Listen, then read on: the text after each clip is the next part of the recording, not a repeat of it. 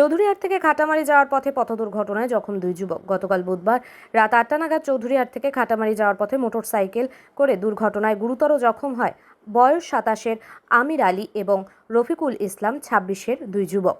দুজনেরই বাড়ি দেবীবাড়ি কন্ট্রোলের হাট এলাকায়। ঘটনা প্রসঙ্গে দুর্ঘটনায় আহত আমির আলী বলেন, দুজনে একটি মোটরসাইকেলে চৌধুরীহাট থেকে খাটামারির দিকে যাচ্ছিল। খাটামারি সংলগ্ন একটি রাস্তার কাজ চলছে বলে রাস্তা কিছুটা এবড়োখেবড়ো ছিল। তার মধ্যেই বাদ সেজেছে বৃষ্টির জল। মোটরসাইকেলের গতিবেগ সামান্য বেশি ছিল, ফলে নিয়ন্ত্রণ হারিয়ে পড়ে যায় মোটরসাইকেল চালক সহ আরোহী।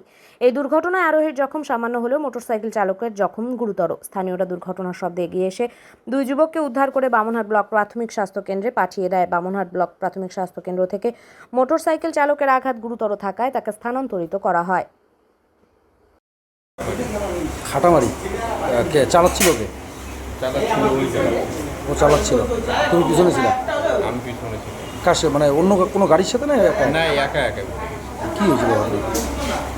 আমরা এদিক থেকে যাচ্ছিলাম, মানে রাস্তা যে বানাচ্ছে উঁচু নিচু ছিল, ওইটাই মনে করেন যে স্পিডে ছিল একটু গাড়িটা, উঁচু নিচুর মধ্যে পড়ে মানে বেড়েবো করছে ওই সময়, শেষ রেখে কোনো গাড়ি কোথায়? দেবীবাড়ি কন্ট্রোলে। আর ওর বাড়ি? ওর বাড়ি দেবীবাড়ি। পরে নিয়ে আসলো কিছু অ্যাম্বুলেন্সে? হ্যাঁ, ফোন করা হয়েছিল। নাম কি তোমার? আমার নাম আমির আলী। আমির আলী। আর ওর নাম? ওর নাম রফিকুল ইসলাম। রফিকুল ইসলাম।